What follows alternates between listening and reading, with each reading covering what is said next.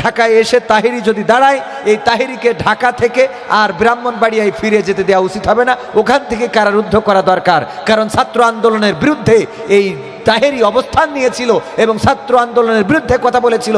সুতরাং যারা ফ্যাসিবাদের পক্ষে কথা বলে তাদের অবস্থান বাংলাদেশে হবে, কিন্তু চুপ থাকতে হবে। জাকারিয়া আলাইহিস সালামের মতো মাথার পদ্মে কোরাত চলে যাবে, উহ করা যাবে না। উহ করলেই তাদের ঘর বাড়ি থাকবে না। আমরা সচেতন থাকতে হবে।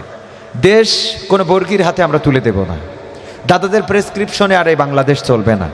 মা বোনেরা যেমন রাজপথে ছিল ছাত্র আন্দোলনের সময়, এখনও যদি প্রয়োজন হয় আমার মা বোনদেরকে রাজপথে নামতে হতে পারে। ইসলামী আন্দোলনের কল্যাণে, দিনের কল্যাণে, কোরআনের খেদমতের জন্য যদি রাজপথে থাকতে হয়, মা বোনদেরকেও রাজপথে দাঁড়াতে হতে পারে। জনসংযোগ চলছে, ইসলামী আন্দোলনের ভূমিকা রাখা দরকার, ইসলামী আন্দোলনের সাথে থাকা দরকার। ডক্টর ইউনূসের বিরুদ্ধে ষড়যন্ত্রগুলো রুখে দেওয়া দরকার। দাতায় থাকে যান। আলহামদুলিল্লাহি রাব্বিল আলামিন। রব্বানা যালামনা আনফুসানা ওয়া ইন লাম তাগফির লানা ওয়া তারহামনা লানাকুনান্না মিনাল খাসিরিন। রব্বানা রব্বানা রব্বানা আতিনা ফিদ দুনিয়া হাসানা ওয়া ফিল আখিরাতি হাসানা ওয়া কিনা আযাবান নার। ওগো আল্লাহ, কড়কড়ে রোদ, দুপুরের দুপ্রহরে, এই রোদের মধ্যে গরম উত্তপ্ত, এত গরম ফ্যানের বাতাসও ঠান্ডা করতে পারে না। আল্লাহ, সেই গরমের মধ্যেও তোমার বান্দা এবং বান্দিরা এতক্ষণ পর্যন্ত যারা বসে রয়েছে, ওগো আল্লাহ, তোমার কাছে খাস করে ফরিয়াদ করি, কোরআনের ইজ্জতে, কোরআনের সম্মানে কিছু কথা শোনার জন্য, জানার জন্য যারা আসলো, আল্লাহ তুমি সকলকে তোমার শাহী দরবারে কবুল করে নাও।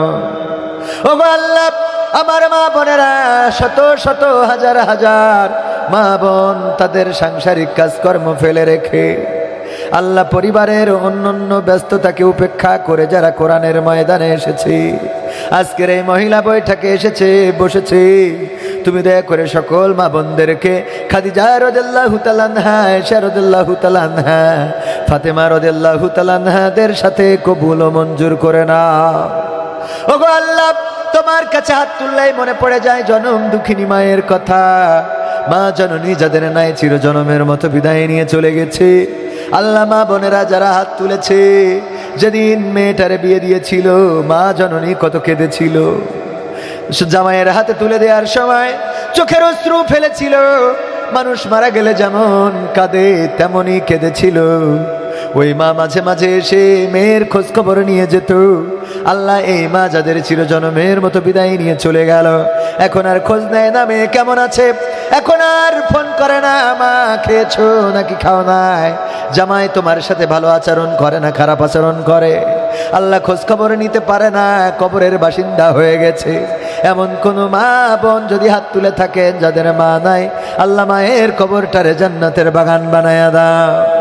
ওগো আল্লাহ, যাদের বাবা নাই, বাবা এমন একজন নীরবে ভালোবাসেন, প্রকাশ করেন না, অথচ বুকের মধ্যে কত গভীর ভালোবাসা,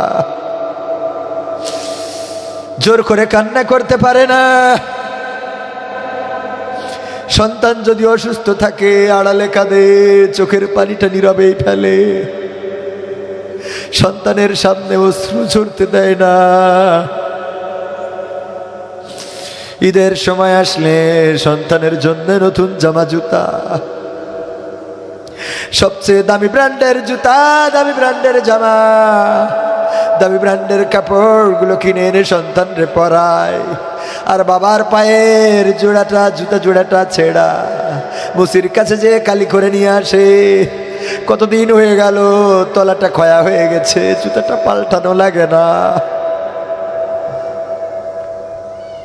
আল্লাহ, এই বাবা যাদের নাই চিরজনমের মতো বিদায় নিয়ে চলে গেছে, আল্লাহ বাবার কবরটারে জান্নাতের বাগান বানাও। মা বোনদের যখন জামাইয়ের হাতে তুলে দেয়, কত বাবাকে দেখেছি চোখের পানি ছেড়ে দিয়ে বলে, ওগো বাবা, আমার মেয়েকে মোটা চাউলের ভাত, মোটা সুতার কাপড় পরায়ও দুঃখ পাবো না, কিন্তু মেয়েরে কোনোদিন শারীরিক টর্চার করবা না, কষ্ট দিবা না, মারবা না, পিটাবা না।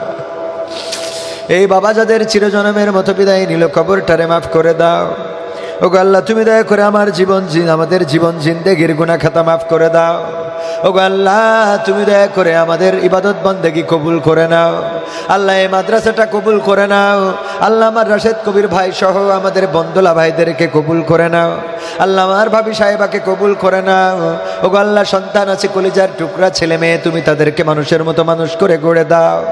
আল্লাহ চক্ষু শীতলকারী সন্তান হিসাবে গড়ে দাও। আল্লাহ আমার রাশেদ কবির ভাইয়ের বাবা চিরজনমের মতো বিদায় নিয়ে চলে গেছে। আল্লাহ এলাকার সম্মানিত ব্যক্তি ছিলেন, সর্বজন শ্রদ্ধেয় ব্যক্তি ছিলেন। এই মানুষটা কেমন আছে জানি না, এতটুকু জানি আল্লাহ তোমার মুখলেস বান্দা ছিল। আল্লাহ তুমি দয়া করে জান্নাতে পরিবার পরিজনের সাথে একসাথে জান্নাতে বসবাসের তৌফিক দিয়ে দিও। আল্লাহ জান্নাতের সিঁড়িতে দেখা করিয়ে দিও। আল্লাহ ফুলসিরাত পার সহজ করে দিও। আল্লাহ আমলনামাটা ডান হাতে দিয়ে দিও। ওগো আল্লাহ বিচার দিনে মিজানের পাল্লাটা ডান দিকে ভারী করে দিও। আল্লাহ এই গ্রামে যত কবরবাসী আছে ক্ষমা করে দাও। আল্লাহ আমার সাথে ডানে বামে যারা হাত তুলেছে সকলের মনের নেক মাকসাদগুলো পুরা করে দাও। আল্লাহ মা বোনদের যাদের কলিজার টুকরা সন্তান আছে মানুষের মতো মানুষ করে গড়ে দাও। আল্লাহ যাদের সন্তান কথা শোনে না তুমি তাদের হেদায়েত নসিব করে দাও। আল্লাহ স্বামী স্ত্রীতে যাদের সম্পর্ক ভালো নাই দাম্পত্য জীবনে সুখ শান্তি দান করে দাও। কত মা বোন আছে অসুস্থ রোগগ্রস্ত, স্বামীর কাছে টাকা নাই, বাবাকে বলবে সাহস হয় না, ভাইকে বলবে ভাবি রাগ করবে বলতেও পারে না, কত রোগ নিজের মধ্যে পুষে রাখে এমন মা বোন যারা আছে আল্লাহ তুমি দয়া করে সুস্থতা দান করে দাও। ওগো আল্লাহ মরণকালে আমাদের সবার জবানে জারি করে দিও আখেরি কালেমা লা ইলাহা ইল্লাল্লাহু মুহাম্মাদুর রাসূলুল্লাহ সাল্লাল্লাহু আলাইহি ওয়াসাল্লাম। আসসালামু আলাইকুম।